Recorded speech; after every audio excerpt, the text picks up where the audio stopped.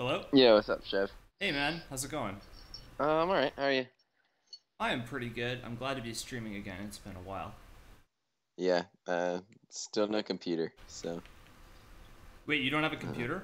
no, my computer broke like a couple weekends ago. Oh no, I'm so sorry. What happened? I'm not quite sure. Somehow the whole thing just just the bottom of it got soaking wet, despite no one spilling anything on it. So like, I don't know if it was like a battery issue or what the fuck happened, Oh but jeez. yeah, but the computer is Who is that pretty with much. me? You want to introduce yourself? This is my teammate, Goat Napper. Oh, hey guys, I'm a Goat Napper. I'm also a member of Rudehouse Gaming. I used to stream a little bit, but that's sort of in limbo at the moment. Um, yeah, I guess what I do now is I'm working on creating a tournament series, so you guys should keep an eye out for that. And yeah, it's cool to be here. Thanks for having me. I guess you can't plug yourself in chat. It's the Goat Napper, right? Is your Twitch? Yeah. Okay, so I'll just put your link in chat so that people can go follow you. Because I assume that once you've sorted out your computer situation, you'll be back streaming.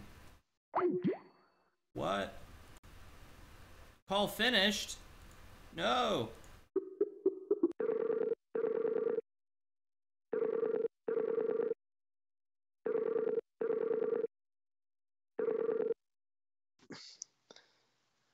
Yeah, sorry, hit the wrong thing on my phone. Okay, no worries. I was worried we had like bad connection issues or something. You sound fine. So No, connection's fine. Yeah, I'm still getting used to the mobile Skype thing. briefly, let me respond to my chat. Dave is asking why haven't I been streaming? I don't know if you all saw, but I posted a tweet the other day that kind of just explained what I am thinking. Let me see if I can find it so I can link it in chat.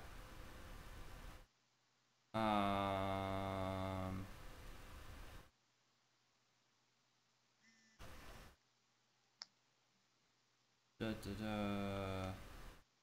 Where is it? Where is it? Here it is. Okay. All right. So that is my brief explanation of like I am just kind of trying to diversify what I'm doing with my stream, like trying to develop some more kinds of content to put out here for you guys rather than just like me playing Hearthstone and you watch.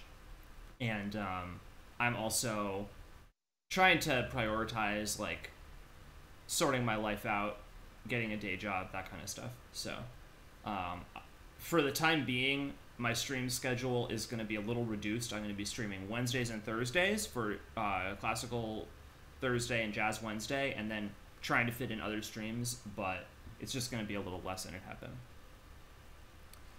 So let's talk about Patreon. Yeah, that's kind of exciting. Yeah, so Where do you want to start?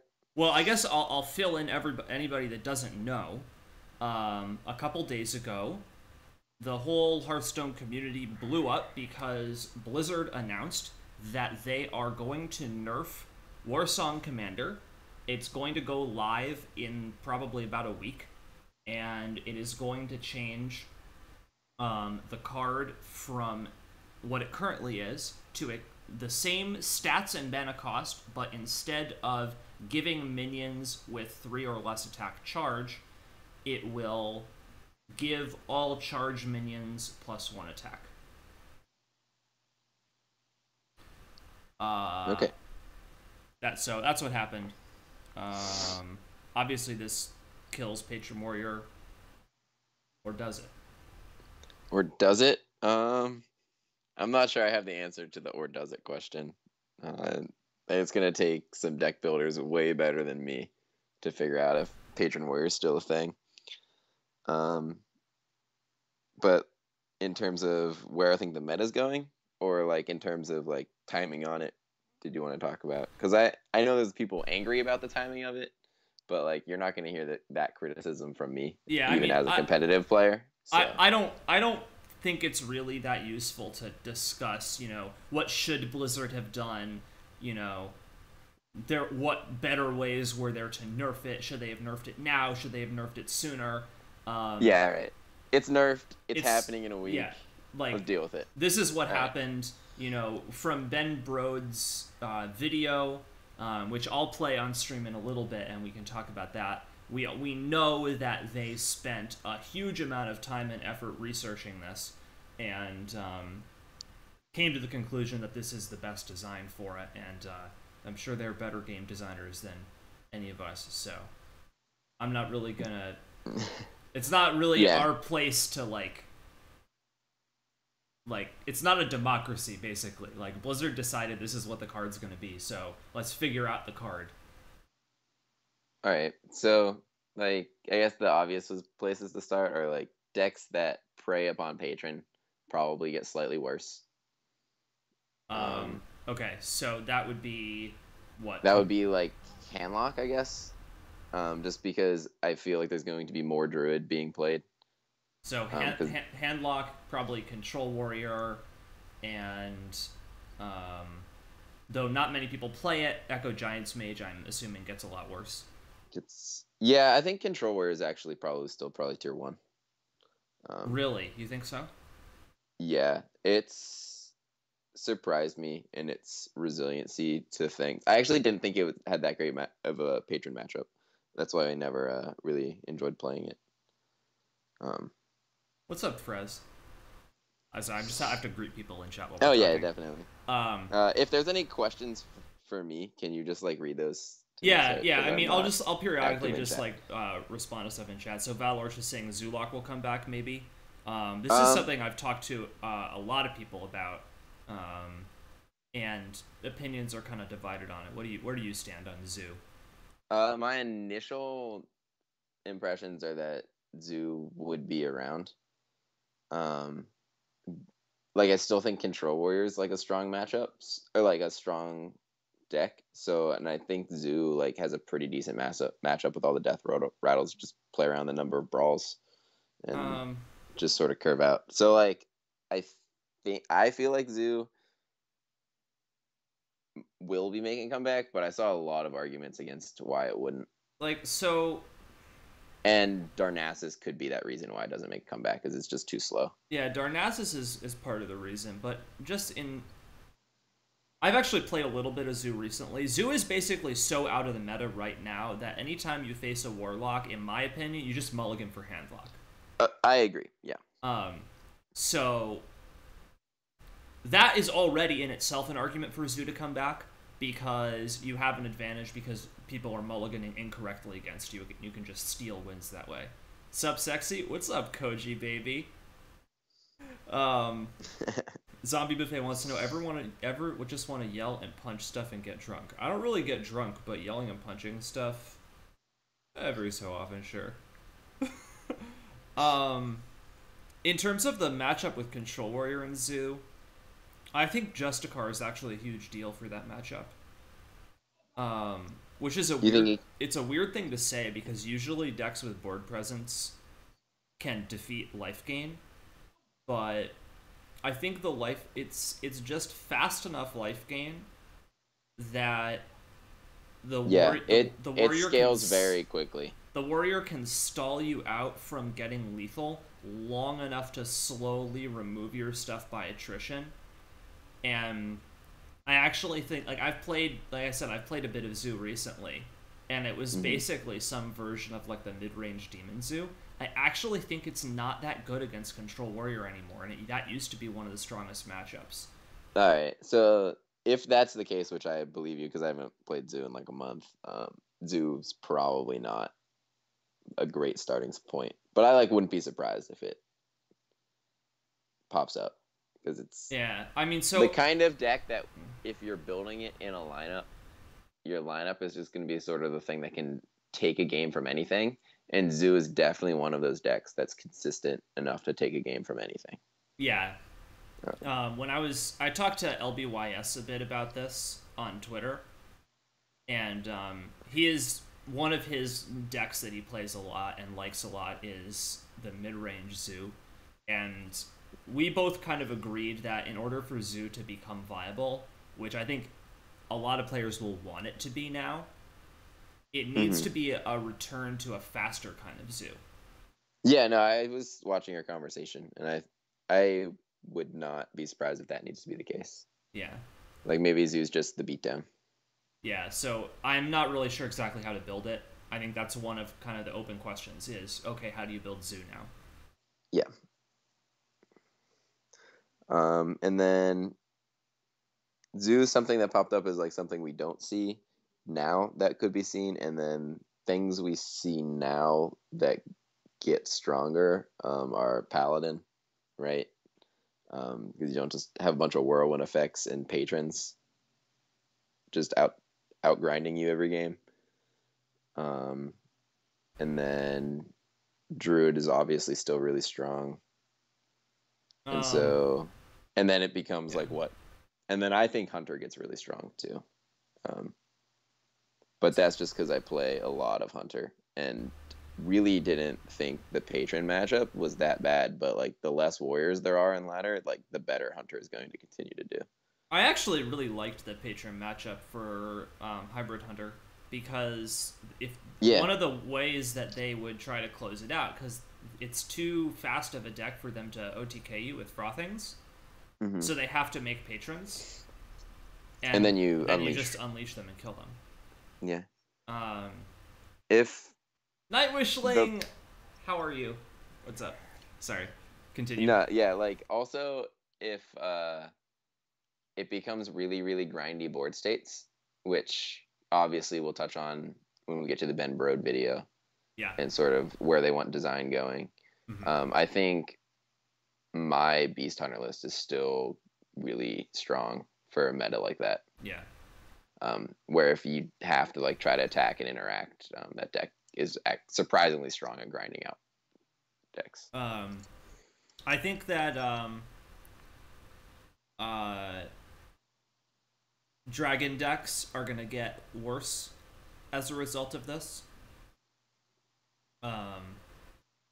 I agree. One of the main reasons to run something like Dragon Priest was that you had Chillmaw and Twilight Guardians, which were extremely good against patrons, and now that Patron Warrior is not going to be a thing that you need to worry about, those minions are basically just going to be, oh, it's a big dude. Yeah, you could apply pressure and like still have a board state that they couldn't attack through with Dragon Priests, and then still have the clear in your hand for if they do develop the patrons. Yeah. And Dragon Priest, the thing about it is that that was the reason to run that deck, I think. That being said, if Dragon Priest hits its like 2, 3, 4, it might be one of the hardest decks in the game to beat. Yeah, it's definitely a deck that has a nut draw. It'll stick around. But I think that alone, like the reason to play it competitively and the reason why we were seeing it in lineups and like on high tier ladder was because of the patron matchup.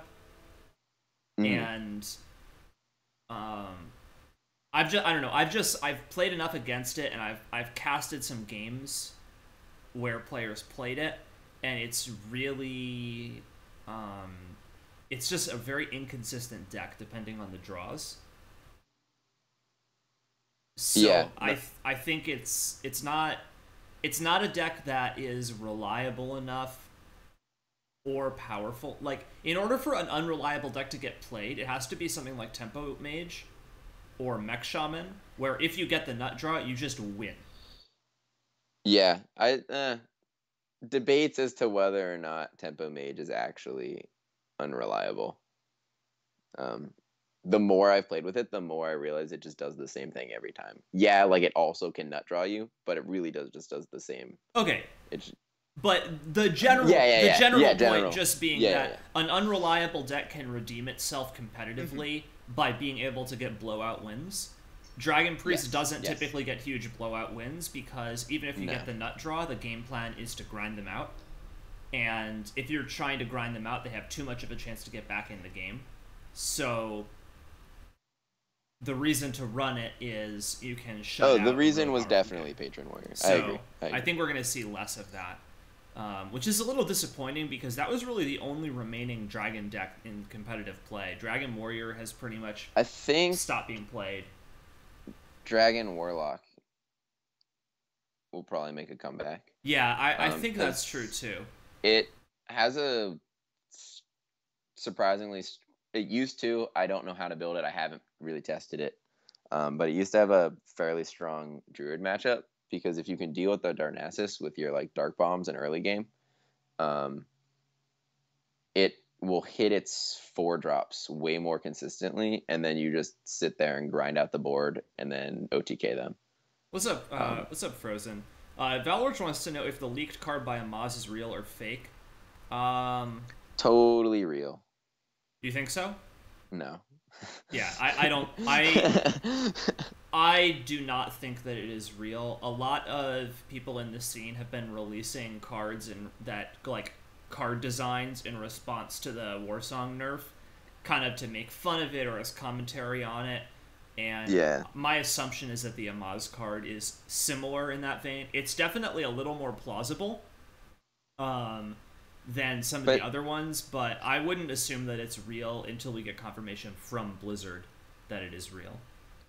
Yeah, I mean, that's sort of Amaz's thing, right? Is he likes to look at room to expand reasonably into Hearthstone from a design standpoint as well. Absolutely. So it's something he has experience in, so if he's going to post something that's a joke, it's going to look believable. Absolutely. I mean, Amaz's background is also as a game designer, not just as a player, so it's sensible that he would be doing that.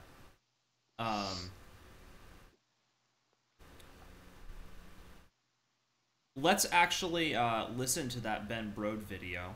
I know you won't be able to hear it over Skype, but it's fine. Can I actually say one more deck I think is actually going to be really strong? Oh yeah, absolutely. I think Combo Warlock is going to be pretty nuts because I think if you don't have to worry about Patron OTKing you, you are interactive enough with other decks that you can just sit there and craft a crazy Emperor hand and just win with like Leroy combo and stuff. I don't know if Leroy combo is better or like AP drops version that he was playing at the end, like right before CGT came out, is better. But I would expect Combo Warlock to be something you see significantly in tournament play. I mean, so in my mind, the two decks that constrain the post-Patron meta the most are Justicar Control Warrior and Secret Paladin. And they're two opposite poles of deck design in terms of constraints. Because Secret Paladin is a deck that relies on a 6-drop that represents, in my opinion, similar level of power creep to Piloted Shredder. It's just on curve, if you play Mysterious Challenger, there is no card that you can play on curve in response or the turn before that deals with it efficiently. So the only way to beat that deck is to already have a winning board state going into turn 6. On the other hand, Justicar Control Warrior is a deck that if you don't win very, very quickly, you need to win in a very long game. And it's the decks that are best against that are decks that do not rely on burst damage. They rely on grinding them out over the long term with efficiency. So the question is, which of those decks do, like, they're kind of opposite constraints on deck building. Where does that balance lie? And the answer is that's going to be the fun part. Yeah. After the ban is like figuring out how these matchups change as like lineups change, as tech choices change, and so it's exciting to me as a competitive player. Absolutely. I'm definitely been thinking a lot about like theory crafting decks of like, oh, you know, if Control Warrior is going to be really big, like, oh, maybe you want to build like a grindy Shaman deck or like a grindy Justicar Paladin deck, but like then those things just lose super hard to Secret Paladin. You didn't see Super JJ stream today, did you? I didn't.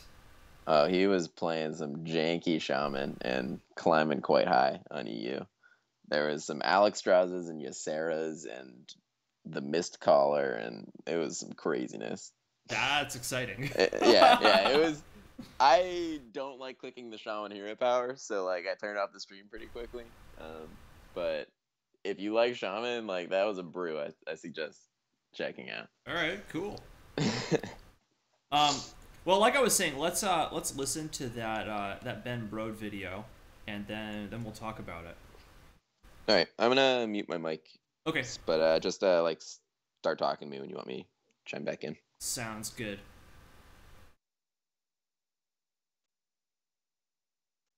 Greetings. My name is Ben Brode. I'm one of the designers on the Hearthstone team, and I want to talk a little bit about Warsong Commander. It's a card that we nerfed, we announced the nerf to recently. It used to say, whenever you play a minion with 3 or less attack, give it charge. And now it says, or we'll say soon, your minions with charge have +1 attack. So it's a pretty significant nerf, and I read a lot of feedback about that feeling like too much of a nerf. And I wanted to talk a little bit about our philosophy for charge and this card, and why we decided to go with this particular nerf as opposed to other things. So Warsong Commander is part of this deck that enables players to kind of win out of nowhere. They play Frothing Berserker, activate a bunch of whirlwind effects, and then attack for huge amounts of damage or spawn a bunch of Grim Patrons. And in general, this type of strategy feels really bad to lose to, in large part because your opponent punishes you for playing minions. What's up, not Trent? just like, you've overextended, but like now I can win because you played those minions. Now I can activate some greater power. Reminds me of a lot of the old Unleash the Hounds, Starving Buzzard decks, which if you played too many minions, you just lost. And so this was frustrating in that kind of way, I think. So we wanted to nerf Warsong Commander, and we have this. We've actually nerfed Warsong Commander before. She used to say, your minions have charge. You just grant all your minions charge regardless of their attack. And we really messed up when we nerfed that card. We nerfed it because there was some deck that played Molten Giants over and over again with Brewmasters and won out of nowhere. But we had an opportunity when we nerfed that card to stop giving charge to other minions. And we tried to maintain that. What actually happened was we messed up in 2 ways. One, we made the card way more complicated than we're normally comfortable with for basic cards, which are part of this kind of new player experience that slowly ramps complexity up over time as you go through the introductory missions and then the basic cards and then the more complicated stuff in expansions and the classic set. And we made it both have a trigger and a condition, which is more complicated than we're normally comfortable with in the basic set. But the big thing we messed up was that we let it keep granting charge to minions. And in general, in Hearthstone, some of the least fun things are charge minions and direct damage to the hero. Because you can't really interact with them in the way that you can interact with other things. You have to kind of set your defenses up a turn before you expect to see those things, as opposed to, oh, you did something, now I'm going to react to it. You have to play a Loatheb before you think you're going to get fireballed. You have to play taunt minions before you think you're going to get run over by charge minions.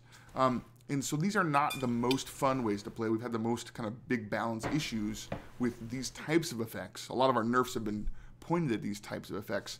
And in this case, because of the combination of all these 3 things, the Berserker, the Patron, and Warsong Commander, we were in a world again where charge effects were making the game less fun.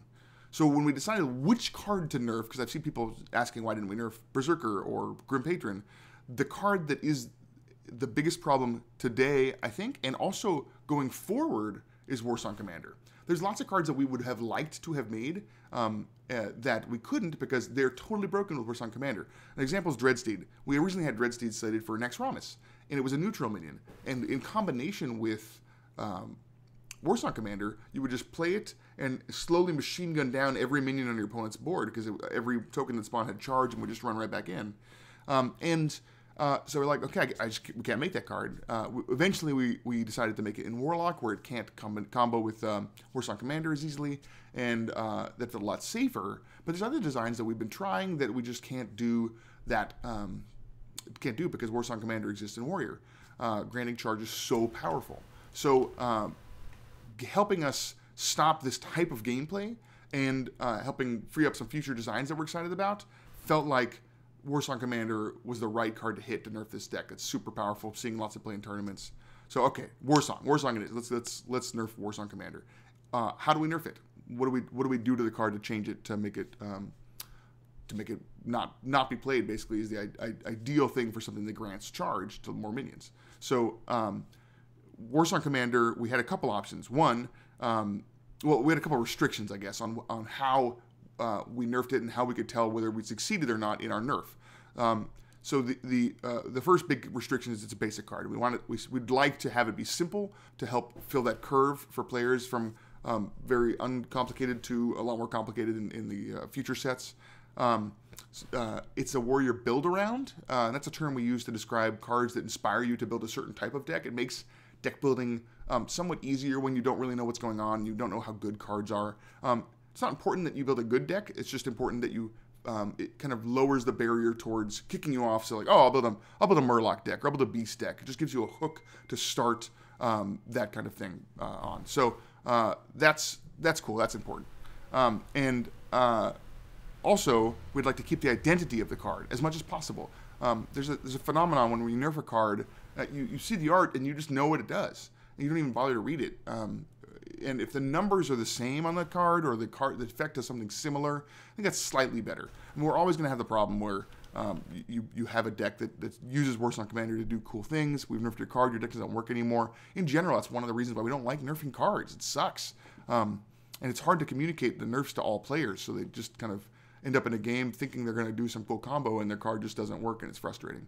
And I saw that a lot with Undertaker. A lot of players turn one conceded after playing their Undertaker, which, it's fun to win the game that way, but it feels bad to the players who are not in the loop. So anyway, we want to preserve as much of the identity as possible. It's not always easy to do that. Part of it is the identity of Warsong Commander is interacting with the charge mechanic. She says charge forward when you play a minion or when you play her, and so maintaining some link to that mechanic felt appropriate to us. Okay, so those are the constraints. What are some designs that can hit those constraints? Well, we tried lots of things. We tried things like a 3-mana 2/3 charge, just deleting her text and making her a charge minion. And that's cool. That's very simple. It's a basic card. That's good. But when we imagine like the new player experience and looking at the warrior cards, putting that right next to Kor'kron Elite felt like it wasn't the best thing, and it wasn't a build around. So ideally, we can get a build around, even a bad one. We thought about Battlecry, give your damage minions some kind of buff, or Battlecry, give your taunt minions some kind of buff. Exploring with other build arounds, but really we wanted it to feel like it had some kind of link to the charge mechanic. And we tried probably 30 or 40 different designs to see which ones felt the best to us. And in general, we just felt like this particular design, your charge minions have +1 attack, is something that new players just don't know how good that is. They don't realize. They think Venture Company Mercenary is really bad because why would you want to have your cards cost more? So the balance of the card isn't super important for enticing new players to build certain types of decks. And in this case, we just felt like, let's get Warsong Commander no longer causing the meta any problems. Let's maintain the 3-mana 2/3 stats because that's part of the soul of the card and it's connecting to charge. And let's make it a build around. And I think we succeeded in all the things that we set out to do. The unfortunate thing whenever we nerf cards is that some cards in decks that weren't problems feel like they get nerfed. When we nerfed Undertaker Priest players felt like, hey, I wasn't in the best deck, and I got nerfed because Undertaker Hunter was really strong. And in general, that's the really kind of dark side of nerfing cards. It's not great. We'd rather not do it. But in this case, the gameplay was so unfun, we had to do something. Another kind of sad side effect is this card isn't good now, and as a warrior in the arena, warriors are already one of the worst classes in the arena, and this potentially takes them down a peg. I think in order to combat that, we're going to need to do some things in future sets to kind of bring warriors in the arena up a little bit. But this doesn't help that phenomenon.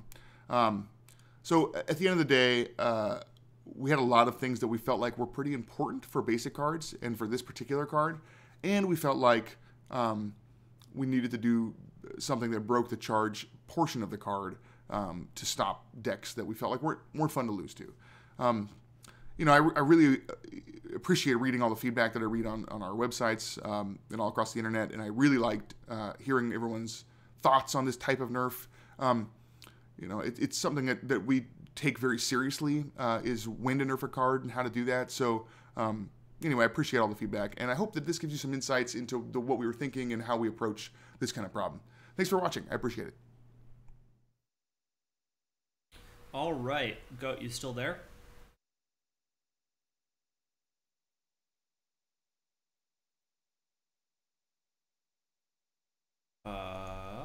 Yeah. All right, we're good. sweet. All right, so there's a lot to talk about there. First of all, I want to say I think it's fantastic that we get this kind of communication from Ben Brode. I love these videos. Every time he posts one of these, this kind of communication with the players about balance of the game is something that I've always admired about the way Blizzard approaches StarCraft, and it's great to see them doing that more with Hearthstone, and I hope that they do even more of this type of thing in the future. So I just want to say that before any criticism or anything happens, because the bottom line is they don't have to make these kind of videos. Bembro doesn't have to tell us anything, and I think it's great that he does. And also I want to say, obviously, you know, one of the most important things he said that a lot of people I think don't really take in is they tested this for months. It's not like they waited so long to nerf it because, oh, it just didn't occur to them to nerf it, or they were sitting on their asses. They tested dozens and dozens of different possible nerfs and thought about which card to nerf over a long period of time, and they're now deciding to nerf Warsong Commander because it's the result of that testing process. So they're obviously doing their due diligence, and you know, one of the things that I want to talk about now is what this communication and what this decision tells us about Blizzard's game design priorities. But whatever we think of their priorities, they're not being lazy. Yeah. No, I think videos like this are a very positive thing for anyone hoping that Hearthstone remains a dedicated to as a game by Blizzard for a long time. That sentence didn't make it out of my mouth correctly. That's all right. Oh well. That's why it's live streaming. Yeah. You don't have to worry about you don't have to revise. You have to go back and do takes. You just videos talk. like this are good for the longevity of Hearthstone. Yes. It's great for the community. So I made some notes while we were listening to the video about there was a lot of things that Ben Brode touched on.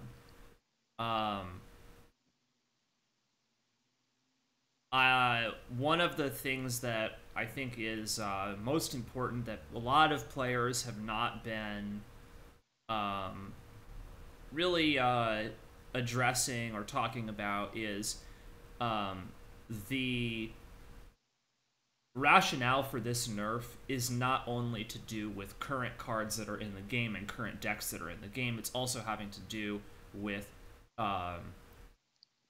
design constraints going forward and cards that they want to build going forward. Yeah.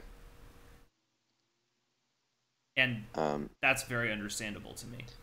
It makes a lot of sense, right? Because Leroy was nerfed because it was uninteractive and punished you for not winning a game super quickly.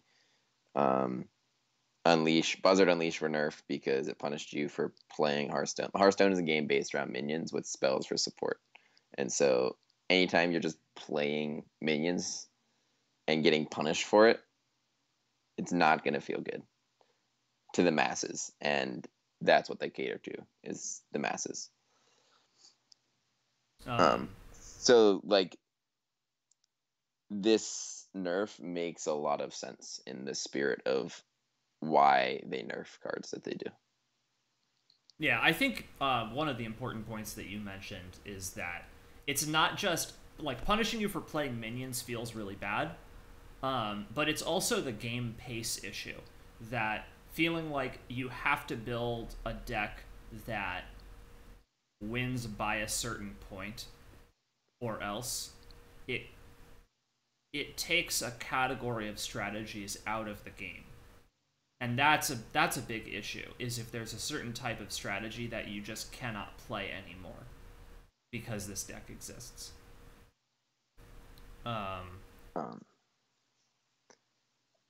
Yeah, I mean that sort of feeds into something that I noticed stood out from his design, is when he was talking about how chargers are one of like the least interactive and least fun things to do in Hearthstone.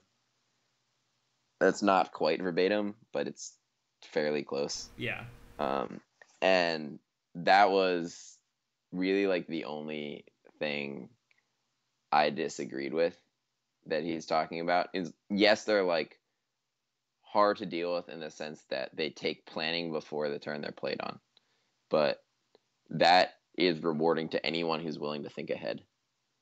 Yeah. So this goes to actually something I retweeted today. Let me just pull that up so I can get it right. But actually, Epiphany, who is in chat right now, tweeted that, so what I got from Ben Brode's video is that the Blizzard think responding to what's directly in front of you is more fun than thinking ahead. And I mostly agree with that sentiment. And I think that tells us a lot about Blizzard's priorities in terms of who this nerf is for and who they're thinking about mainly.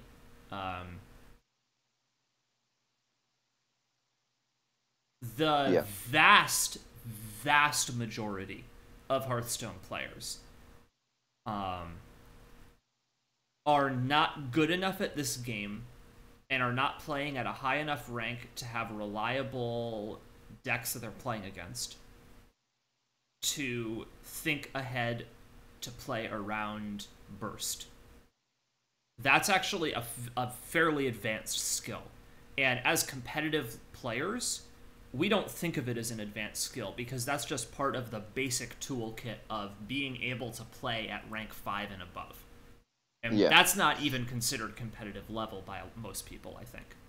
But rank 5 and above is already, I don't know what the percentage is for rank 5, but it's like what, the top, it's at most like the top 10% of players, 15% of players.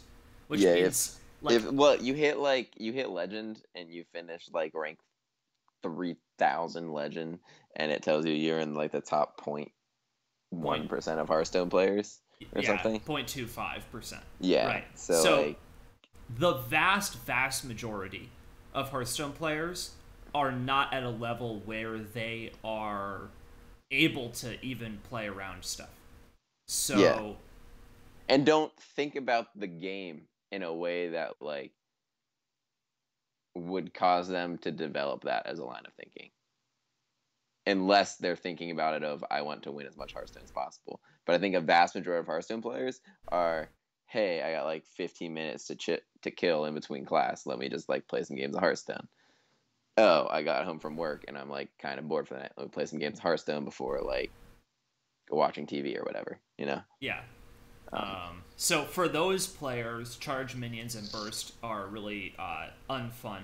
I think it's also true that even from a competitive standpoint, those cards are going to be hard to balance because Hearthstone is not a game that includes instant spells or hand manipulation of your opponent. So there's but powerful charge minions are dangerous territory. I agree. There's no direct counterplay to burst. Yeah. My issue with his phrasing of it, my second issue, is that the way he talked about charge is that it's only going to feed into a notion that super aggressive face decks like aren't skilled to play, but like are also unhealthy and bad for the game.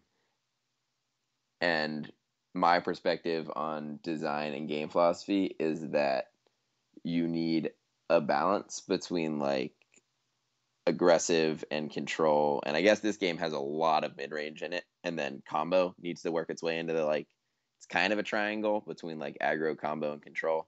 But mid-range can sort of just sits there in the middle of that and does certain things of each of those well.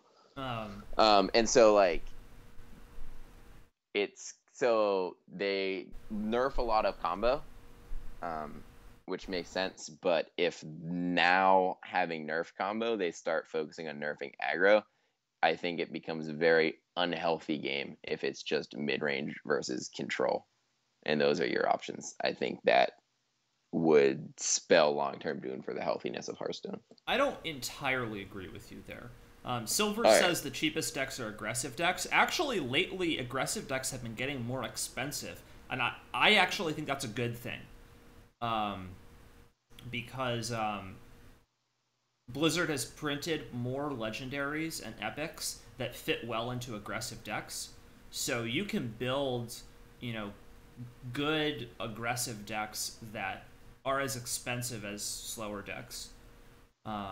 The next step is to be able to build cheaper decks that are slower. We haven't quite seen that yet, but that's a little bit of a harder problem. But we've already seen that the expense has evened out a bit. Who is Goat Napper? Who are you? Who am I? I'm a member of Rudehouse Gaming. A Team Shevik is on. I consider myself a semi try-hard constructed Hearthstone player. Not that I have much to show. Well, you have one thing to show, which is you built that beast. Oh yeah, hunter. I made a sick beast hunter deck that my teammate hit top 10 with, and I managed to finish like 150. I would have hit top 100 with it, but we won't talk about that night. Don't play Hearthstone tired at 2 a.m. But like also you can't sit on rank 51 and expect to get 2 points. So. Yep. But yeah, so like I had put myself in like the top 10% of like people who care, like when I'm on point. So. Word. Yeah, so talking about aggressive decks in general, the reason I disagree with you is that I consider myself an aggro player in Hearthstone. Those are the decks that I play the best and that I enjoy playing the most. And there's 2 categories of aggressive decks in Hearthstone, really. There are decks that are almost all reach, and there are decks that rely on getting board presence plus reach. Face Hunter is kind of the classic example of a deck that is 100% reach. You don't expect anything you play in Face Hunter to stick on the board except like on turn 1. Every other card you play does direct damage to face or deals with a taunt, and that's it. You don't expect to have a board.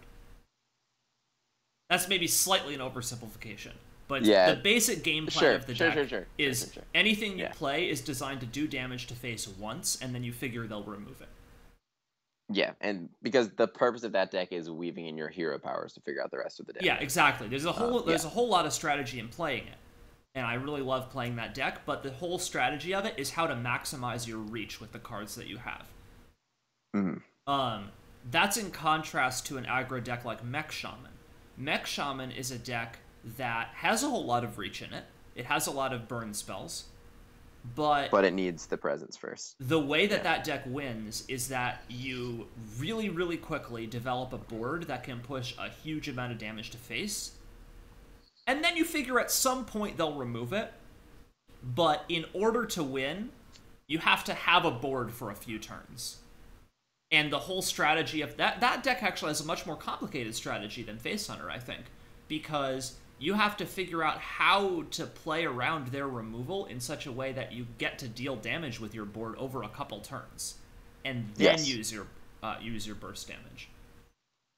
And nerfing charge mechanics means that aggro decks have to move more in the direction of board-based aggro decks, like Mech Shaman.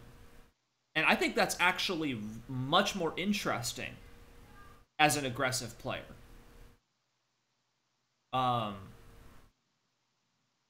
Yeah, you know, no, people talk I really about don't. I just think there needs. I come from Magic, right? And so Magic has always had like a mono red deck, yeah, which is just straight burn and is always super really skill intensive to play. But like, you need it there as something in your format, so your format doesn't just devolve to a bunch of like degenerate combos and control that can just be like, hey, I'm here, I'm still a deck, and like I don't think Face Hunter's at a point where it's unbeatable, unbalanced, and needs to be nerfed at all. And I don't think the masses will complain about it till it gets to that point. It's just that there needs to be a streamlined competitive aggro deck, I think. I think there always will be. I'm not and worried I think there about always that will be too, not existing. I don't know. It was just the way he was talking about charge made me scared. I mean, I think that we have to keep in mind that this is talking about a card that gives other minions charge, not just a charge minion. And that itself is hugely much more dangerous than just printing charge minions. Much different. Yeah. But that wasn't really the word to use when he was discussing charge as a concept, which was my issue. I understand where you're coming from. But the reason I wanted to bring up the board-based aggro distinction is just that one of the things people have been talking about and criticizing with this nerf is the skill cap issue, where people are talking about, you know, oh, it's so terrible that they're nerfing this deck that had the highest skill cap of any deck in the game, and it means the game is going to be stupider at a competitive level, and we're just going to have the game dominated by decks that have really just curve out with really strong minions. And you know, yeah, it's true that we're losing, once again, one of the most skilled combo decks in the game. It's going to be a while, probably not till the next set. Hopefully in the next set we get another powerful combo deck. Warlock Hero Power, OP. But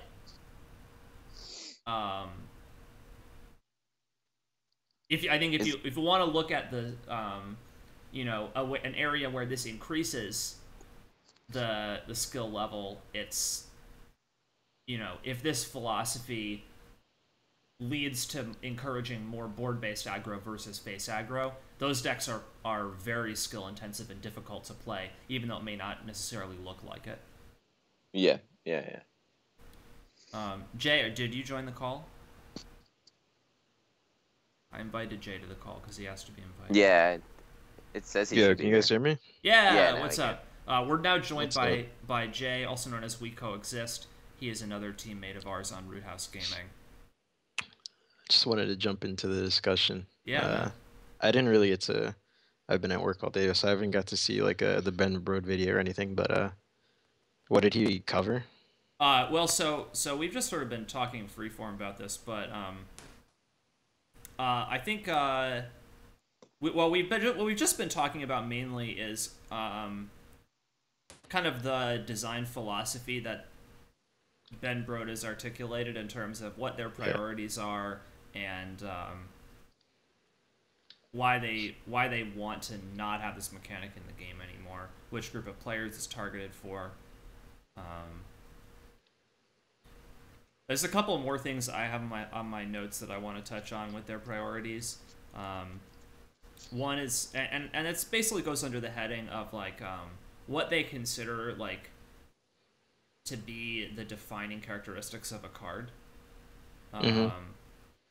Where Ben Brode describes like he calls it the soul of the card, and the things that he defines as the soul of the card are A, the stats and mana cost, B, the fact that it's related to charge, and C, the fact that it is a build-around card in the basic set. I think a lot of people have criticized mainly the stats as being part of that. It's definitely understandable why they would want it to still be connected to charge, I think, and why they want it to be a build-around. Though I think it's I think a lot of people are kind of laughing at that because the change is so different than the original text of the card. It's like Ben Brode talks about like, oh, you have this deck where you have this card that synergizes with charge, and now you have a deck where you play it and you're like, oh shoot, it doesn't do the same thing at all. We don't want to do that. Well, they did that. So, oh yeah, it still has the keyword charge in it, but it's like that's still gonna happen. So I'm not really sure that that makes a whole lot of sense. Yeah, I was unsure about that too. It's kind of weird to me. The direction that they're going with the game kind of scares me in terms of competitive play. Uh, by phasing out Patron completely in the traditional way, they leave the other decks that used to get completely blown out by Patron to like roam free and do their thing. But like I believe that Mysterious Challenger and Secret Paladin is still kind of, it needs a little bit of balance help. I think that card is a little bit more than strong. It's like on the verge of being OP. Well, I mean, I said earlier that I think that card is the piloted shredder of the Grand Tournament set. Is and that, But I drew that conclusion from the Tavern Brawl, where you always drew minions on curve, yeah, and that card is the best 6-drop in the game. It is power creep, and based on what Blizzard has said and what Ben Brode has said about piloted shredder, they understand when they print a card that is an example of power creep in that way. So I'm pretty sure that when they print a Mysterious Challenger, they knew what they were doing, and I expect that hopefully in the next set they will print cards that kind of flesh out that section of the curve. Like if they want to do things like that and that's the direction they want to go into, they have to treat the other classes the exact same way. Or else then you have a balance issue every expansion. Yeah. Like I think that Paladin's got some of the best cards out of the last 3 expansions, and Paladin used to be like tier 3. And now we see that it's been tier 1 for like the last, since when did Muster for Battle come out? That was GVG, right? Yeah. So that's what, 2 expansions ago? Yeah. Just play Hunter. Paladin's fine. But I agree with you on the Shredder thing, except this card's like 2 times more volatile in terms of winning the game for you. Like the only huge swing that you can really get off of a Shredder is the fact that it has the option of getting 4x minions out of it. Yeah, I mean, the reason that Shredder didn't warp the meta as much is just that it can be played in every deck, so every deck started playing it. Yeah, that's what I was saying. Like they need to treat every other deck the same way. Like they need to make they need to make better neutrals and not just legendary neutrals, like rares, epics, commons that each deck can thrive off of. Like they print these very underwhelming neutrals every set, and one class gets treated very well while the other ones get kind of shafted. I mean, yeah, I don't want to talk too much more about this because, you know, I trust in Blizzard to continue to balance the game as best they can. There's always going to be cards and decks that are better than others, and I don't think that that's necessarily a bad thing. Like,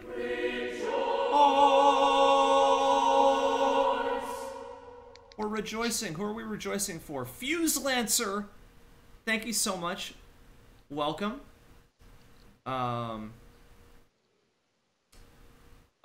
yeah, let's stick to talking about the Patron nerf for now.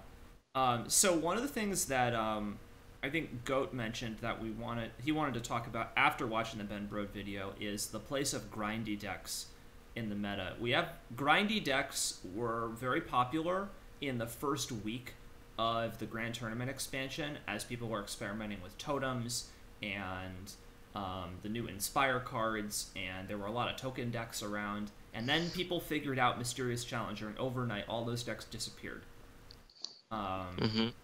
So I think one of my big questions is, are we going to see a resurgence of those decks once Patron is out of the picture? Because Patron was the deck that really strongly punished a lot of those strategies. Which specific ones, for example? Like the only grindy decks that I could think of that have been pretty popular are like the mage variants. But I'm thinking like minion based. Yeah, minion based grindy decks like Paladin with Justicar and Shaman with Thunderbluff Valiant. You can build decks like that in other classes too. Those were the ones that originally were popular, but you can build similar strategies in Warlock. What I am expecting from that is that since Patron Warrior is kind of phased out, the grindy decks such as like the older mid-range Paladin that kind of continues to pressure the board can't get punished as hard, and it used to be favored against Control Warrior, and now it's gonna probably be much better.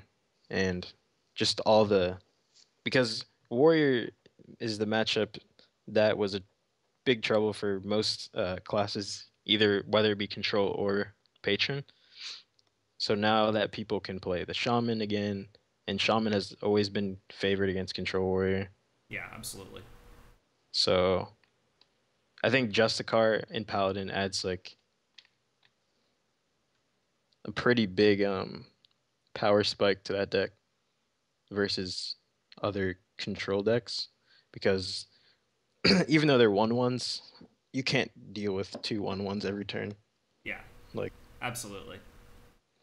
I don't know if you were here when I said earlier that I feel like the big constraints on deck building going forward are going to be which is more popular, the Secrets Paladin or the Justicar Control Warrior, because they kind of pull you in opposite directions. Hunter, what about Hunter? I don't think people like realized how competitive Hunter still was of a deck post TGT. I think people were bored in playing it, and I think if most lineups are gonna have Druid and Patron, there's better options than Hunter to be playing in a 3-deck lineup. So it hasn't seen a lot of space, but if you mulligan correctly for matchups, I'm not seeing its bad matchups, I guess. No, I definitely think Hunter's gonna be a lot better again. Yeah, and so like you're looking at the metagame expanding towards these either this grindy control deck or these grindy mid-range decks. But I still believe that like Hunter is going to like keep things reined in, and I don't think it will be these like polarizing tensions pulling it in different directions, because I think like Hunter's consistency and ability to continue applying pressure no matter the version, just whichever version hybrid face or mid-range is like best suited for whichever the meta is sort of shifting, will like emerge as something that will compete against any popular deck, and will limit like creativity. Like I don't think there's suddenly a bunch of open design space now that Patron is gone. I think there's let me kind of significant.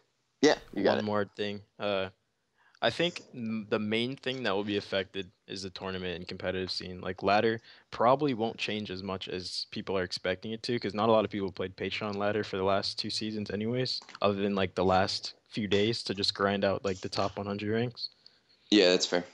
Tournament play is going to start seeing a lot more freeze mage if the decks that we're expecting to pop up again are going to be back. Uh, Hunter again, mid-range Hunter is going to become actually like a lot more competitive because it was never really had a poor matchup versus Control Warrior because it has access to two of the most broken cards in the game, Freezing Trap and High Main, and those cards just kind of ruin a Control Warrior's life, even with the addition of Justicar, because if Yeah, those cards get value that is unrecoverable, then you probably are just going to get grinded out by getting slapped with a High Main more than once. Um, I really think Freeze Mage will be better now, though. Like, with the Druid still really popular, that'll still be an unfavored matchup. But in tournament play, if we're gonna start seeing a lot more Zoo decks, a lot more of the minion-based control, like mid-range Paladin decks, um, Freeze Mage is just gonna be better. Yeah, I definitely agree with two of the major points that you guys made, even if I may disagree on some of the specifics. That I don't know if you guys know Drogen, but he's a German streamer, plays both constructed and arena at a very, very high level. His assessment of the post nerf meta was that he doesn't think that ladder is going to change that much because, like you just said, Patron is not played that much on ladder already. So while we're talking a lot about what decks are going to be good now, what decks are going to open up, what decks might return, these are actually going to be fairly small changes, most likely, because Patron is not that huge of a constraining force on ladder right now. Secret Paladin is actually a bigger deal on ladder right now. A lot of players, speaking for myself, I guess, when I figure what deck I'm going to play on ladder, a lot of times I don't even take into account Patron. I just figure, if I play a Patron Warrior, maybe I'll lose. But I'm just going to try and figure out what to play against everything else. But in tournaments, so much of the strategy of what decks people bring, even in tournaments like the Americas Championship, where we didn't even see that much Patron Warrior, everybody's lineup was built around Patron Warrior. Because the decks that people were bringing, even if they weren't bringing Patron Warrior, were designed to counter Patron Warrior. It was kind of the keystone of the whole tournament meta. Exactly. So now that Patron Warrior is not going to be played, it's going to change the entire logic of what Conquest lineups people are bringing. And I'm not really sure what... Like, Jay was saying that he thinks that people are going to be bringing Freeze Mage. I'm not quite sure if that's going to be true, because we may see... Druid is very good against Freeze Mage, and Control Warrior is very good against Freeze Mage, and those decks may continue to be popular. Also not sure about mid-range Hunter, because we may see a lot more Control Paladin if there's going to be Control Warriors played. And Paladin has the best answers to Freezing Trap and High Main in Aldor Peacekeeper and Infinite 1/1s. So, okay. I'm not sure if those specific decks will be making a comeback in Conquest. I personally disagree on the Hunter thing, just mainly because Hunter just has more options to remove those good answers. And Freezing Trap is not even like the premier card of the deck in that matchup. It's just Unleash the Hounds and High Main. And as a Paladin, you're not going to be playing around Unleash the Hounds. No, Unleash the Hounds is definitely an issue, but I think that the slower the Hunter deck, the better the matchup is for Paladin. I haven't played mid-range Hunter in recent seasons because it hasn't been that great, but it was the deck that I played to Legend and on Legend a couple of seasons ago, and when I looked at my matchups that season, pretty much everything was either winning or decent, except for Paladin. And mid-range Paladin and Control Paladin were just destroying me. because of Okay. Eldar Peacekeeper. Yeah, I play I a lot think of the Hunter, reason. and it's not. It's you would on paper it still seems like it's a fine matchup, but it's probably like a 45-55 not in your favor as mid Mm, range. I don't know. The other Paladin decks or the other Hunter decks have much better win rates against Yeah, Paladin. if you're like Because they use the tools and even the same cards just more efficiently to actually like kill them yeah. off. But like um, the mid range decks were just like able to be ground out enough by heal bots that like it was like this weird. I guess it depends. Um, It's pretty reliant on the build, though, right? Yeah, it make oh yeah, I was what I was definitely. about to say is it makes a really huge difference in that matchup which mid-range hunter you're running. If you're running the mid-range hunter that runs like abusive sergeants, then you're in a much better spot against Paladin compared to the slower mid-range hunter that nowadays would probably be running like King's Elec and maybe like some more high-end um, anti-control kind of threats. Hmm.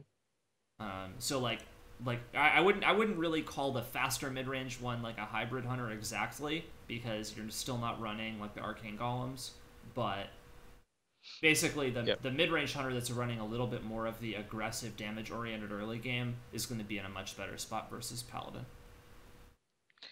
I haven't really got to play much recently, uh, for various reasons. But anyways, I think priest ladder wise is going to be much stronger if paladin makes this takeover that people are expecting. The thing Yeah, about priest is that people aren't really willing to play the builds that are going to be effective. Or maybe it'll take time for some pro player to play it and they ease into it. But from what I've seen in the past, people aren't willing to like play priest, like basically, unless it's dragon priest, which is pretty straightforward to me. Yeah, I was saying earlier I think that dragon priest is going to be less played, especially in tournaments because the reason to play it was patron warrior. Hmm. But I agree with you. I think that control priest, the non-dragon control priest, is going to become a lot better because the main reason not to play that deck is that you didn't really have any way to deal with the patron OTKs.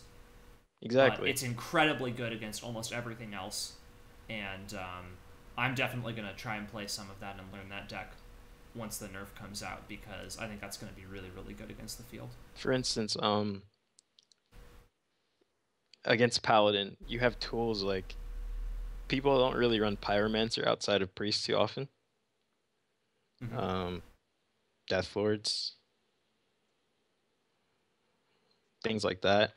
If you're gonna stick with the Dragon Priest build, they have the 2/4, which a lot of people say isn't that effective. But to me, I think it's a pretty solid minion for 2 drop. Um, Velen's Chosen is nuts against like throwing a Velen's Chosen on a Death Lord against Secret's Paladin is pretty much GG unless they run equality. Yeah, If you set up a Death Lord with that amount of health, and then you're able to develop like the further into the next few turns, like there's nothing they can do until turn 6. So if you build up enough board presence and pressure to be so you're able to clear their board consistently while just keeping this fat minion on board, there's barely anything they can do. The thing about the Secrets Paladin is that just playing Mysterious Challenger on an empty board with well on their side of the board being empty isn't really that great yeah, versus Priest absolutely against anything. against any. Chabot, how's it going, man? Asked what's going on. What's going on is we're just on the tail end of discussing the Warsong Commander nerf. I have on the call right now Jay, also known as We Coexist, and Goat Napper. These are two of my teammates on Rudehouse Gaming. Um, is there anything else that we haven't touched on that either of you guys want to talk about with the Warsong Commander nerf? Decks that you think are going to be better or worse? Um, Something something that I kind of mentioned in team chat recently is something about like Math Warrior. Uh, I think the deck like Warrior can still have that sort of combo oriented deck. Math Warrior wasn't isn't terrible now, just because it plays some of the similar cards, which are all really good. Throwing in a patron in there and just making a board full of patrons without charge is usually What is Math pretty Warrior? good. Math Warrior Like- is the one that runs Worgen. With the charge card, the actual card that says charge on it. Oh, okay, that one. Yeah. Yeah. Like you're running the similar. It's a Yeah, yeah, similar yeah. deck. Yeah. Like you're running a bunch of card draw and a burst, a combo. Yeah, makes sense. And you can still play Emperor. Yeah.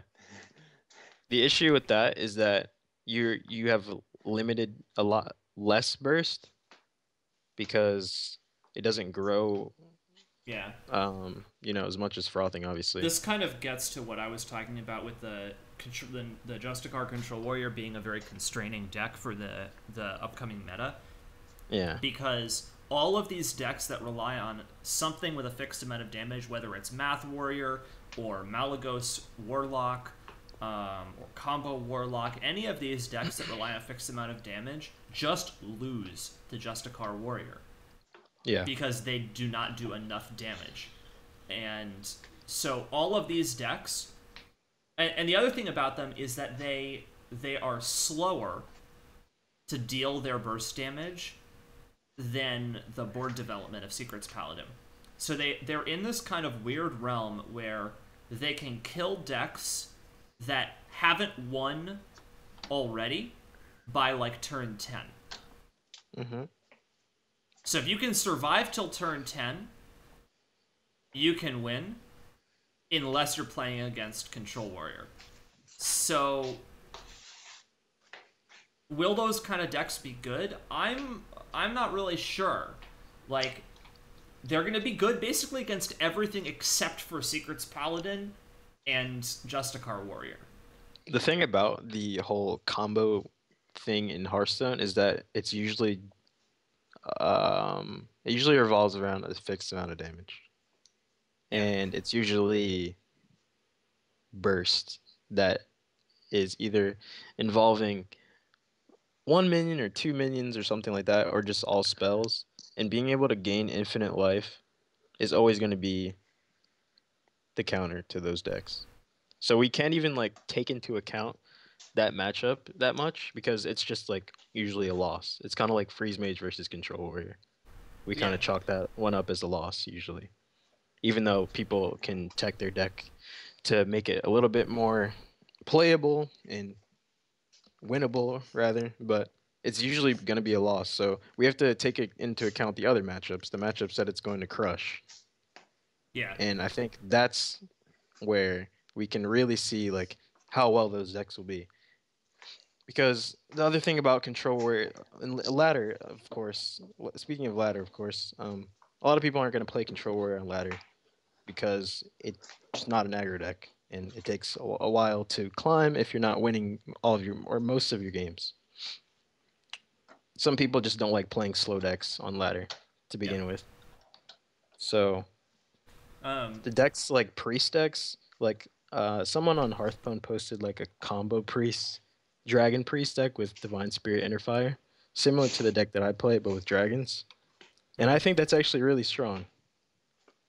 Just having the access to like Divine Spirit against Secrets Paladin is pretty crazy because they don't usually run equality. So if you can get like, and the deck runs Death Lords, the 2/4 taunt, and the 3/6 taunt. Well, I think people will start running equality. Yeah, I think they should. If they don't, though, I mean, you even see a lot. Most hunters now are running at least one hunter's mark. A lot are running 2. I think equality is also going to make a comeback. So I think a lot of these like obviously strong decks are going to be taken down a peg just by the meta kind of stabilizing itself. Well, but that was my argument though. Those decks aren't really right? Those decks aren't really obviously strong though. Like, how many people do you see running Divine Spirit and Priest? How many people do you see playing Priest in general? Well, Priest is always going to be a minority deck just because. Exactly, that's what I'm saying. That's what I'm saying. That's the reason why I think that people need to branch out and actually try the Priest decks if they just want to counter the Paladin deck and every other aggro deck that's on ladder, which is usually upwards to 60% of the ladder. Tarnop wants to know which is a favorable matchup for Control Warrior. Which one? I'm not sure. He didn't say.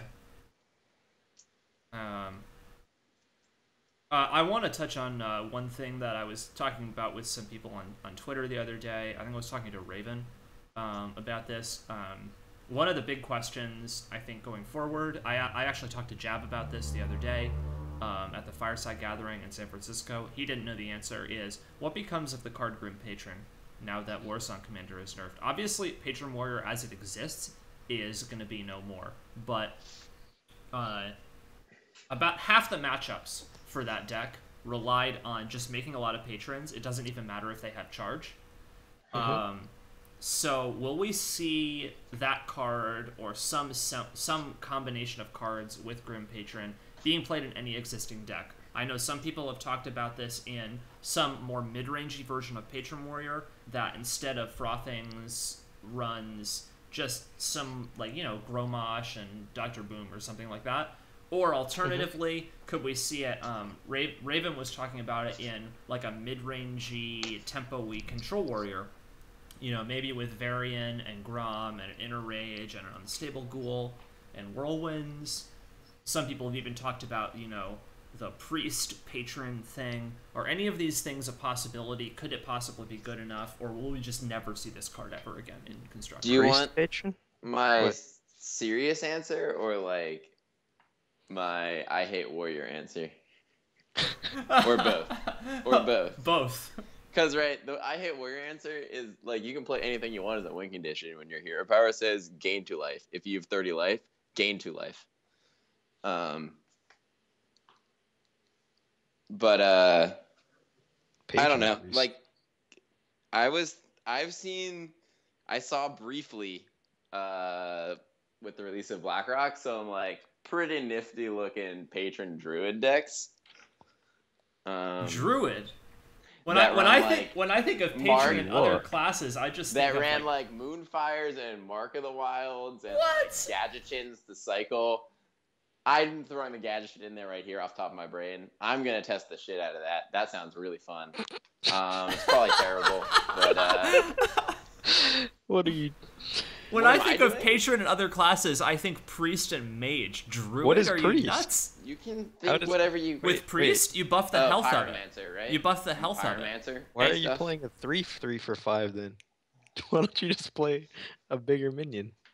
Because you I don't can know. buff the health of it, and then it's really hard to remove, so you're just gonna keep spawning more of them over time. It's like a grindy thing. I Seems get it. better in Druid. Yeah. I think No, I that just you can felt still like- play. I think you can still play in Warrior. Like I said earlier, the Math Warrior deck. You throw in Battle Rage. They didn't nerf that card, so the Nope. Warrior still has a busted card draw option. Yeah. You can still make 4 Yeah, you can patrons still on make turn 4 5, patrons and on that's 5. still probably pretty strong. Yeah. Yeah. So okay, so you're thinking about Patron in Math Warrior potentially. Yeah, I actually think it's something worth playing around with. I don't know if it's going to be good. It may end up not being good enough because it doesn't fit enough into the game plan organically with some of these other decks. But Druid has traditionally been one of the classes that you play if you're facing a lot of Warrior. Oh, you're facing a lot of Warrior? Play Druid. Druid shits on Warrior. But Yeah. not if you can make 4 patrons on turn 5. I actually don't think Druid shits on Warriors much anymore, with Justicar and being able to. Yeah, that's definitely true. Justicar is a way bigger deal than I think a lot of people realize for Warrior. Warrior Druid's running a lot more X3s, X4s, and stuff like that, and Bash, Despite, pretty easy to deal with those guys. Yep. Bash is definitely a card that everyone was like, I'm not sure. I don't know. Maybe 1. And it's been consistently like people are just like playing 2 and using it to like stabilize really consistently. Yeah, absolutely. For like cards people just like kind of missed and Yeah. don't realize have as much of an impact on what you can play or will be able to play in the future. Yeah. I just want to Kinda- take a brief moment and Like you're gonna have and to be able to gloat. like Can I just play- gloat for a second? Sure. I just want to gloat that Grand Crusader was a card that I was right about, and Arcane Blast was a card that I was right about. Grand Crusader. Grand Crusader is the 6 mana 5/5 that gives you a random Paladin card. Because you were right about that? We saw it played by Jab in his lineup at the Americas Championship. What did he play it in? He played it in Mage. That's okay. In Tempo Mage. The kid there had that in his deck as a budget option because he doesn't have all the cards. I'm pretty sure Jab just kind of bit off of his idea. But I think it's pretty good in that deck, though. But that deck's... I have strong opinions about it that I probably shouldn't be sharing on stream. So. I mean, I would consider Mysterious Challenger in a Mysterious Challenger? No, what? Fuck me. Kappa. Yeah. I would consider Mysterious Challenger in a Hunter deck, too. The 6 mana 5/5 that gives you a Paladin card, I was thinking about it this past weekend and was considering trying to play it in a mid-range Hunter deck. Because I have played 0 mid-range Hunter since release. That's really interesting. I want to see how that turns out. Yeah, don't you? Yeah, man. I love that card. Well, I love that card. It's such a fun card. It's a mid-range Hunter and deleted that deck and made Beast Hunter, and then a quick off-topic question for you two. I'm pretty sure you guys know my opinions on Tempo Mage or Casino Mage, but is that deck actually good, or is it built in the way that it has enough? What am I trying to say here? Gimmicks. It has enough gimmicks that it actually works most of the time. Like it consistently hits its gimmicks every time. Exactly. Yeah. But then that to me is no longer gimmicky and just good. Yeah, that I actually It's really consistent in what it does, and what it does is put itself in positions to bullshit you out from turn 2. Because if you look at it objectively from each card choice, the deck on paper looks awful to me. So I want to. This is something that when I was looking at Jab's choice to bring that deck in the America's Championship, one of the things that my initial thought was, oh, this is like bringing Mech Shaman. The reason that you bring a deck like that to Conquest Tournament is high variance is good in tournaments. Why? Because if you're going to win, then by definition you got lucky, because you're playing against players that are as good as you. And yes, you have to play skillfully. Yes, you have to bring good decks. But if you bring decks that are oriented toward consistency, you run the risk of getting a really good draw and losing anyway. So if you bring a deck that is guaranteed a win if you get lucky, then you are helping yourself win the tournament rather than just consistently get like a mid-level result in the bracket. Because if you're going to win, you by definition get lucky, so you guarantee that you win if you get lucky. But then I thought about it more. And in the America's Championship, it wasn't really that kind of bracket because all you needed was top 4.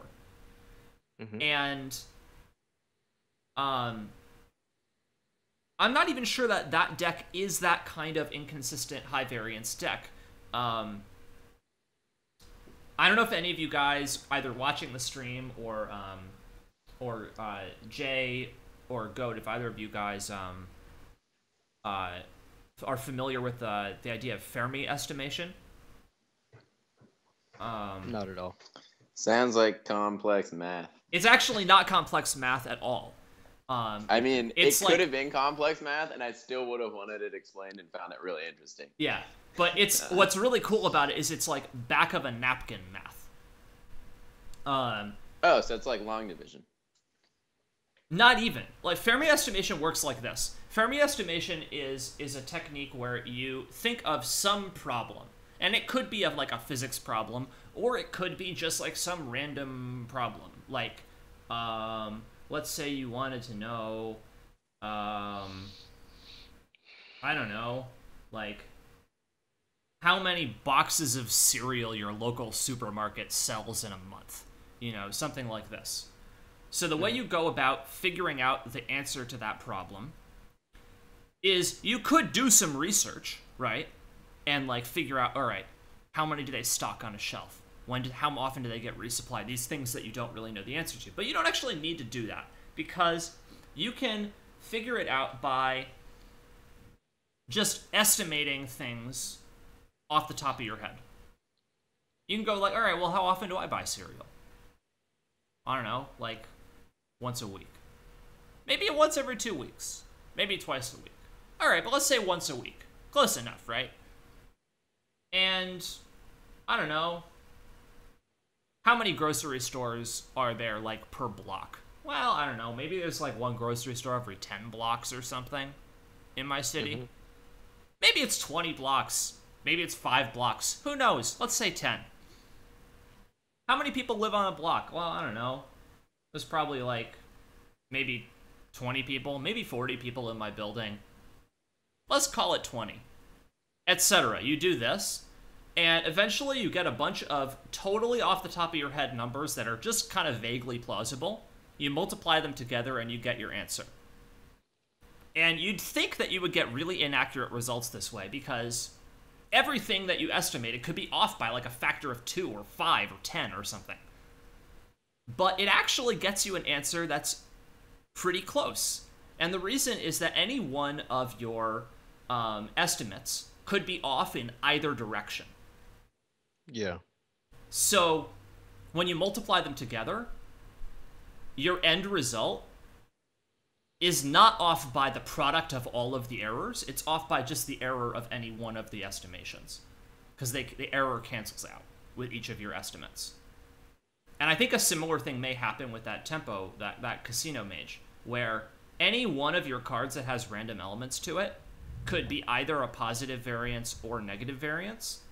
But because you have so many of them, Yeah, that's what I was kind of getting at. overall, That's what I was trying it's to not say like was- they're not all gonna be risky in the same direction.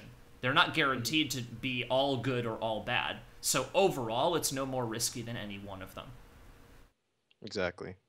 But you have to not only get these swingy cards in an order that benefits your game plan, but then you have to get that same effect from the RNG swings, whether it be negative or positive. So I'm just from the deck building position, like you look at some of the early game that isn't playable without certain conditions, like flame cannon, arcane missiles. I don't know if this is in current builds because I haven't really been paying attention too much. But spells like that, you know what I'm saying? Just Like, assume they run every random card. yeah, exactly. Okay, assuming they run every random card, those cards individually need a certain condition in order to be played. You can't play flame cannon on an empty board. You can play a mirror image on an empty board, but you're not getting anything out of it. So the amount of an arcane blast, that card seems pretty good to me, but it's only good under a condition. You have so many conditional spells that you also have to hit these positive or mediocre swings on that it just seems terrible to me. Like it just seems so bad to me. I think it's a lot better than you think. How much have you played it? I just want to No, take a second to respond to my chat. What's up, Badger? I'm so happy to see you. I know you've been really busy, and I got your messages. I'm sorry I haven't responded to them yet, but thank you. Your messages were super sweet and meant so much to me to hear from you. And we have been politely discussing the patron nerd, because yeah, I think the resident patron nerd on the call is GOAT. Yeah. Is this a stream where we flame bullshit. Blizzard devs? Sorry, we haven't been flaming Blizzard devs. We've just been talking maturely about where the metagame is likely to go. And we've kind of discussed Patreon enough, so we're just kind of talking about stuff. Probably end the call pretty soon. I'll take a short break and then go play some Hearthstone. I actually need to go. I have things I need to do, and then also need to actually sleep because I haven't done that since like Friday. That's in a healthy enough number. This is a discussion I have enough to talk about that but I want to thank get you, a couple Chev. things out. Yeah, no, Chev, sure. For having me. Yeah. Thank you, chat, for putting up my bullshit views that Hunter is just the best deck ever. You should always play Hunter. And if you're not winning with Hunter, message me on Twitch and I will coach you. Take him up on that, guys. Shameless plug. Yeah. All right, thanks, guys. I'm gonna see you. Goat, if you're in chat, put your link again so people can follow you. All right, definitely. Thanks so much for being on. And Jay, you had a little bit more to say before we end the call. Yeah, we were talking about the Tempo Mage deck, but I agree that it's so hard for me to evaluate. Like whenever I see it win, it works. It's just working properly to me. Like you get this either explosive start that allows you to control the board because you get the conditions to use your spells, and you get the minions to support your spells, or you get the spells to support your minions, vice versa. But in the situation where you hit like especially Emperor Thorson, which what was the guy in the qualifiers that ran that card, if you remember? Um, well, anyways, it was someone. I think that Emperor Thorson in that deck seems probably really wrong, considering it's not actually a tempo gain more than a tempo loss, and doesn't um it doesn't affect your game plan the way you want it to, because most of your cheap spells can't be used in the late game because you have to use them to get through the early game. So what are you reducing the cost of, really? Um, I mean, I agree with you. Emperor Thorson isn't really appropriate. I don't know. That deck I just can't wrap my finger around it. It's just it doesn't seem as good as people are thinking it is, or I mean, I haven't really played it, so I can't really talk knowledgeably yeah. about it. But I do suspect that it's better than it looks. Hmm. Um, and But as far as the I moves that Blizzard made, sorry to cut you off. that's all right. As far as the moves that Blizzard made, the developers and such, um, I had quite a big rant in our team chat about the choice of doing this nerf before a major event, Yeah, I don't really want which is to. Yeah, mainly what I'm upset about. But I'm not going to I talk don't about really that want to. here. I don't really But want to talk about that because I think that there's everyone else is talking ad nauseum about like things that Blizzard did wrong, and this is the situation we have. I don't really think it's a healthy thing to spend too much time complaining. Um, yeah, because it's not going to change anything yeah, at this point. I do want to respond to something that Mikro is said in my chat, which I think is an interesting point we didn't touch on earlier, which is that uh, two of the things about Patron Warrior that were significant for the game were that it was a cheap warrior deck in constructed, and that it was a faster warrior deck. And the combination of two things is really important. The cheapness of it is important because sometimes you open your initial packs and you get cards for a particular class and you go, okay, what can I play for that class? And I think it's important for the health of the game for there to be a budget deck, or at least a relatively budget-friendly deck for most classes.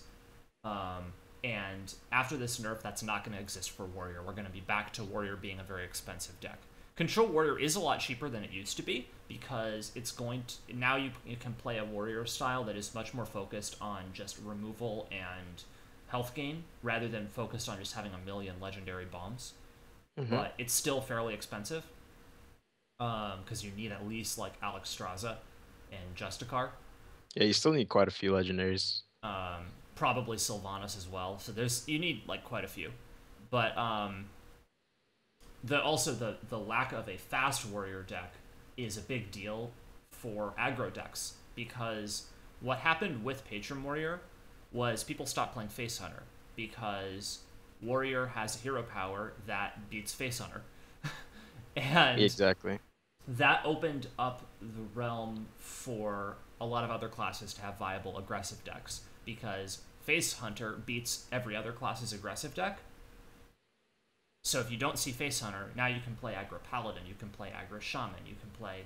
Now we're seeing aggro Druid. There's a lot of other classes with aggressive decks that you can't play if Face Hunter is really popular.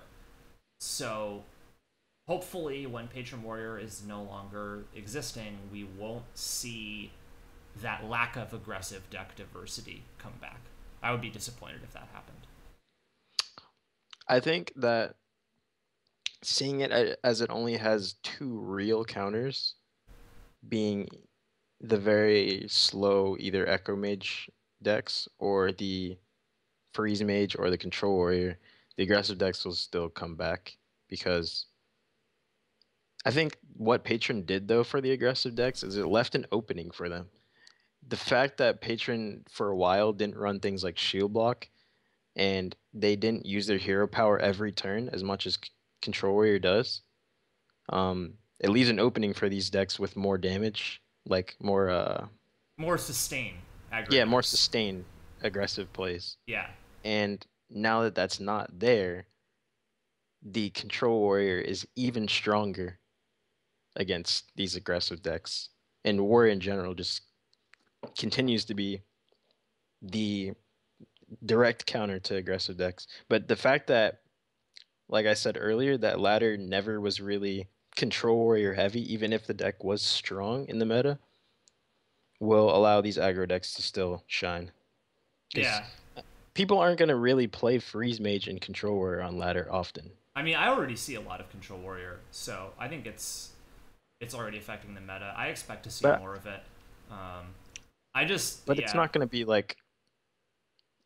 be like the Secrets Paladin or like Patron when it was at its prime. No, it's not going to be. It's not going to be overwhelmingly dominant. Like exactly, what I'm saying is I'm a little worried that if Face Hunter becomes popular again, which a fair number of people think that it will, that it will reduce the diversity of aggressive decks because Face Hunter beats almost every aggressive deck that has more sustain.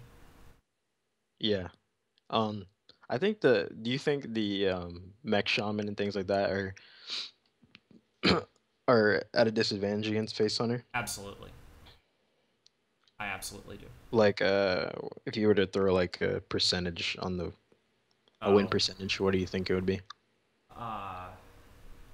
In favor of the Hunter by like 60-40 or more? I'm really hesitant to say anything other than favored, disfavored, or even, because in order to get like actual percentages, you have to have such a huge amount of data, and that's really sensitive to specific card choices. Yeah. I think it's almost impossible to tell actual percentages, and anyone that publishes percentages, it's mostly guesswork. Yeah. So I just prefer to say I think this matchup is favored, I think it's disfavored, I think it's even, or for a very, very few select matchups like Freeze Mage versus Control Warrior, that it's strongly favored or disfavored. What lines of play in that matchup lead you to believe that it's favored then? Because the fact that Mech Shaman has the ability to get a faster start that is more resilient, to me, gives that deck a fighting chance. Like, sure, Face Hunter can put out X1s, 2-1s, whatever, and they're very fast. They're 1-drops usually, which you can always throw down in that deck, and you have the hero power. But the fact that the Mech Shaman, if you let them live to turn 7, can come at you with like 20 plus damage. The reason I think it's not favored is that board-based aggressive decks or aggressive decks with sustained potential, like Mech Shaman, in any matchup there's going to be a control and a beatdown. And Face Hunter, because they are built on reach, puts the Mech Shaman in the position of being the control, at least for the beginning of the matchup. And board-based aggro decks really do not want to be the control. If you have to be the control for very long, you sacrifice your aggressive win potential. Condition, basically. In order to control the matchup, and then you can just lose. So that's the reason I think it's disfavored for Mech Shaman, because Face Hunter can put on pressure, and if the Mech Shaman gets a really good start, there's really efficient things the Face Hunter can do without sacrificing huge amounts of damage to shut them down. Because like the big burst potential in the early game for Mech Shaman is a 3-2. So you just play Explosive Trap, and then, oh, well, shoot. Yeah. No, I completely agree. I just wanted to hear your explanation. Yeah. One thing I want to touch on, I don't know if you're Can I respond to chat briefly first? It was actually something from chat that I was going to Oh, yeah? What's tell that? you. Dice Power asked about handlock, and I wanted to talk about that really quick. Sure. But you can go ahead and. Well, I just wanted to briefly answer Micro and Tardnop thoughts on Raging Worgen combo warrior deck. We actually talked about that for about 10 minutes earlier, and I haven't really played that deck. Goat was the one mainly talking about it. He thinks that it could potentially come back using Patron plus Battle Rage as a draw mechanic and against certain matchups. I think the big question for that deck is going to be how popular is Control Warrior and how popular is Secret Paladin, because that deck is going to be good against pretty much everything other than those two decks. It's bad against Secret Paladin because it wins too late in the game. You've already lost to Secret Paladin by the time you get your combo off. It's bad against Control Warrior because you have a fixed amount of damage in your deck, and they can gain more life than damage you can do. Against everything else, you're going to be able to probably get your combo off on around the right turn to kill them. So it really is just down to whether those two decks are really popular or not. Should I disenchant Frothings? Ask Soleil. Disenchant them all. Does it mean Soleil was running Frothing in a mid-range, like, Control Warrior type build before Patron? Yeah, Frothing's just a good card. I think it might still be a good card, actually. Frothing's just a good card on turn 3. Yeah. No matter, like, Yeah. But you were going to talk about Handlock. We didn't really talk that much about Handlock. We briefly touched on it as a deck that will become less popular, but we didn't really explain why or, I don't play I know you play a lot more than I do, so what do you think? Okay, the reasons why we would see Demon Lock, I'm not going to call it Handlocked because Handlock's kind of been phased out recently. The reason Demon Lock is Demon Lock with Giants. Yeah, Demon Lock with Giants. The reason why I think it's going to become less popular is because if there is that resurgence of Hunter, Hunter is favored against pretty much every Warlock deck. Which Hunter? Mid-range, mainly. I'm not sure I agree with you about Handlock versus mid-range Hunter. Okay. I think Handlock is favored against mid-range Hunter. More aggressive hunters are favored. I think Hunter in general is really good against Warlock. But I think that the Demon Handlock is a lot better from what I've seen from me playing it, like, as much as I have, because you have access to consistent 4-drops, which allow you to set up, like, these really huge swings. And the fact that you have Mal'Ganis in your deck, which is basically your fallback plan, or Jiraxis even with a taunt on it, can be pretty annoying to deal with unless the other deck has Hunter's Mark in it. It's a deck that forces the Hunter to have a specific sequence of draws in order to win. Mm-hmm. Whereas you have a lot of tools as the Warlock that can constrain the Hunter game plan. I think that's why I think it's favored for the Warlock, because as the Hunter player, you need to put on early pressure and you need to draw your burn at exactly the right time. That's the only way that you win. That's another thing. It also depends heavily on, like, how the Handlock player plays the matchup. I recall watching the qualifiers for, I think it was the BlizzCon qualifiers, whatever, the last call qualifiers or something like that. And one of the players that came very close to qualifying, I don't remember his name. He was playing Demon Handlock, and he chose not to tap too much against Hunter, and it was mid-range Hunter. Mm-hmm.